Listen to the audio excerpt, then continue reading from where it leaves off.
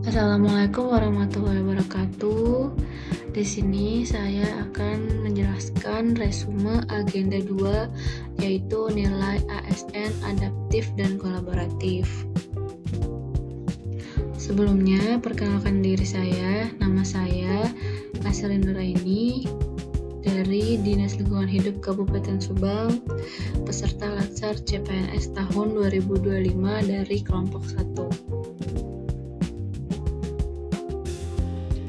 Pengertian adaptif sendiri adalah kemampuan menyesuaikan diri dengan berbagai situasi dan perubahan yang terjadi di sekitar. Mengapa penting nilai adaptif? Karena dunia dan lingkungan strategis terus berubah cepat. Organisasi publik harus mampu menyesuaikan diri dan berinovasi agar tetap relevan. Adaptif membantu meningkatkan kinerja sektor publik melalui kreativitas, inovasi, dan proaktivitas. Pegawai juga dituntut untuk terus belajar dan mengasah kemampuan agar mampu menghadapi perubahan. Untuk menghadapi FUCA, diperlukan kemampuan adaptif berupa fleksibilitas berpikir, inovasi, dan kreativitas. Sedangkan FUCA itu sendiri adalah volatility, uncertainty, complexity, and ambiguity.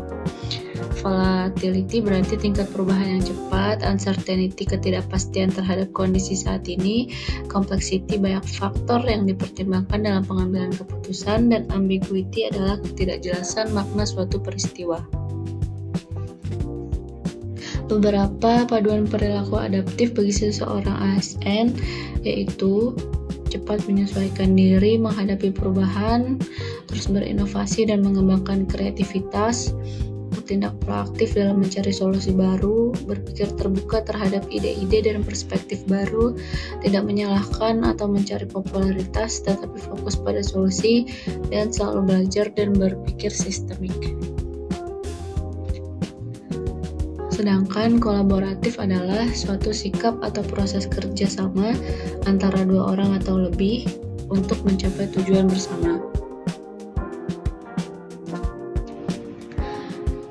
Paduan perilaku kolaboratif yang dapat diterapkan diantaranya organisasi menganggap perubahan sebagai sesuatu yang alami dan perlu terjadi. Organisasi menganggap individu sebagai aset berharga dan perlu dihormati atas pekerjaan mereka.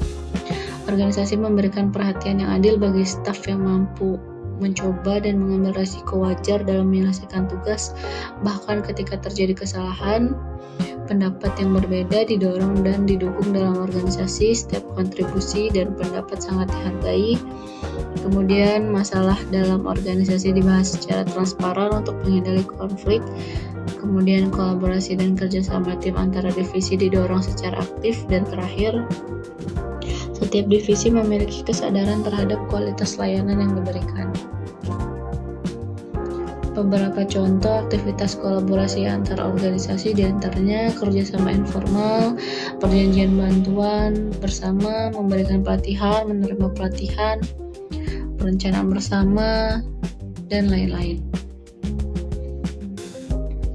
Proses yang harus dilalui dalam menjalin kolaborasi diantaranya trust building, face-to-face dialogue, komitmen terhadap proses, pemahaman bersama, dan menetapkan outcome antara.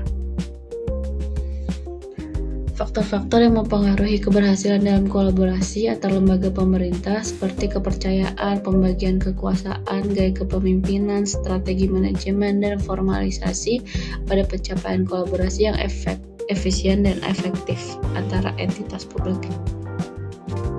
Faktor-faktor yang dapat menghambat diantaranya ketidakjelasan batasan masalah karena perbedaan pemahaman dalam kesepakatan kolaborasi, dasar hukum kolaborasi yang tidak jelas.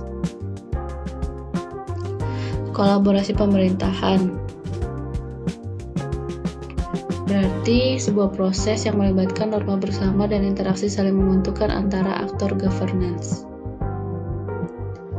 Whole of Government atau yang biasa dikenal dengan WOG adalah pendekatan penyelenggaraan pemerintah yang menyatukan upaya-upaya kolaboratif pemerintahan dari keseluruhan sektor dalam ruang lingkup koordinasi yang lebih luas guna mencapai tujuan-tujuan pembangunan kebijakan.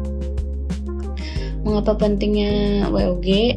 Adanya tuntutan publik terhadap integrasi kebijakan, program, dan pelayanan agar tercipta pemerintahan yang lebih baik, kemudian mengatasi ketimpangan sektoral dan kompetisi antara sektor dalam pembangunan, kemudian mendorong sinergi di tengah keberagaman nilai budaya dan latar belakang masyarakat untuk menjaga integrasi nasional, menghindari isolasi dan fragmentasi antar instansi yang dapat menurunkan efektivitas serta efisiensi birokrasi, kemudian menjadi respon terhadap tantangan global dan isu kompleks seperti terorisme, perubahan iklim, dan radikalisme.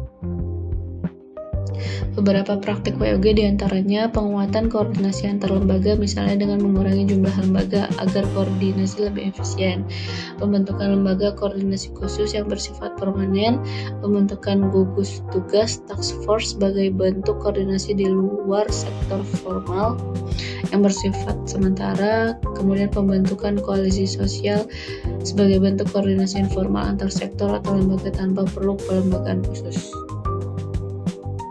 Sekian dan terima kasih. Wassalamualaikum warahmatullahi wabarakatuh.